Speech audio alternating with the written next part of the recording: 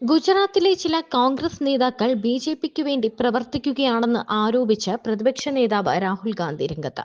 ഇങ്ങനെ ബി.ജെ.പിക്ക് വേണ്ടി പ്രവർത്തിക്കുന്നവർക്കെതിരെ കർശന നടപടിയെടുക്കുമെന്ന് അദ്ദേഹം താക്കീത് ചെയ്തു. ബി.ജെ.പിയുമായി ബന്ധം പുലർത്തുന്നവരെ പുറത്താക്കും. എങ്കിൽ മാത്രമേ ഗുജറാത്തിലെ ജനങ്ങൾ കോൺഗ്രസിൽ വിശ്വസിക്കുകയുള്ളൂ എന്നും രാഹുൽ പറഞ്ഞു.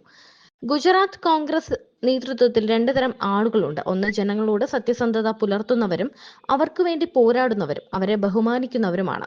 ഇവർ കോൺഗ്രസിന്റെ പ്രത്യയശാസ്ത്രം ഹൃദയത്തിൽ സൂക്ഷിക്കുന്നവരുമാണ്. ജനങ്ങളിൽ നിന്ന് അകന്നുപോയ മറ്റുള്ളവർ ഇവരെ ബഹുമാനിക്കുന്നില്ല.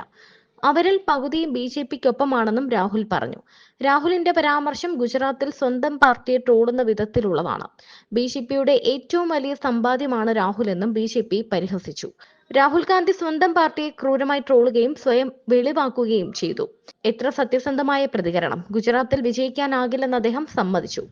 തെരഞ്ഞെടുപ്പിൽ പരാജയപ്പെടുന്നത് ഒരു കലയാണെങ്കിൽ രാഹുൽ ഗാന്ധി ഒരു കലാകാരനാണ്.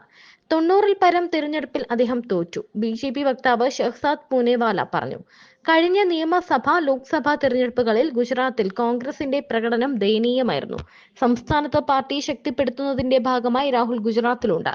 ജനങ്ങളുമായും നേതാക്കളുമായും രാഹുൽ കൂടിക്കാഴ്ച നടത്തിയിരുന്നു. ബി.ജെ.പിയുടെ ബി ടീമിനെ അല്ല ജനങ്ങൾക്ക് വേണ്ടത്. സംസ്ഥാനത്ത് കോൺഗ്രസിന് രക്ഷപ്പെടണമെങ്കിൽ 10-40 നേതാക്കളെ പുറത്താക്കാതെ രക്ഷയില്ല എന്നും അദ്ദേഹം തുറന്നടിച്ചു. ഗുജറാത്തിൽ ബ്ലോക്ക്, ഡി.സി.സി, രാഷ്ട്രീയകാര്യ സമിതി എന്നീ തട്ടുകളിലുള്ള നേതാക്കളുമായി മാരത്തൺ ചർച്ച നടത്തിയ ശേഷമാണ് പാർട്ടി പ്രവർത്തകരുടെ യോഗത്തിൽ രാഹുലിന്റെ അസാധാരണ പ്രഖ്യാപനം. തന്റെ മുന്നിലിരിക്കുന്ന നേതാക്കളിൽ രണ്ട് തരം ആളുകളുണ്ട്. ജനത്തിനൊപ്പം നിന്ന് ഹൃദയത്തിൽ കോൺഗ്രസ് ആശയം കൊണ്ടു നടക്കുന്നവരാണ് ഒരു വിഭാഗം. അവരിൽ പകുതിയോളം പേരും ബി.ജെ.പിയിൽ ചേർന്നു. ഇതിനെ രണ്ടായി കാണാത്തിടത്തോളം ജനം കോൺഗ്രസിനെ സ്വീകരിക്കില്ല. ഗുജറാത്തിൽ ഈ തരംതിരിവ് അനിവാര്യമാണ്. 10-40 പേരെ പുറത്താക്കണം.